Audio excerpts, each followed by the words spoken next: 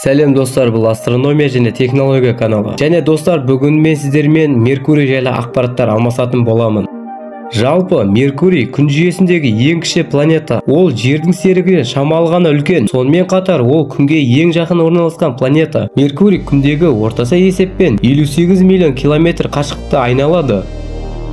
Меркурий беті. Меркурийдің беткі қабаты жер серігінің бетіне ұқсас. Бетінің көп бөлігі кратерлерге толы. Мұның бетінің ең ерекше белгілерінің бірі ондаған жүздеген километрге созылып жатқан ұзын төбелердің болуы. Ғалымдардың ойынша, бұл төбелер планета салқында кішірейген кезде пайда болған жылжу нәтижелері. Меркурийдің басқа да басты белгілері жалғыз Афродита және Калорис бассейні ең үлкен кратері жатады.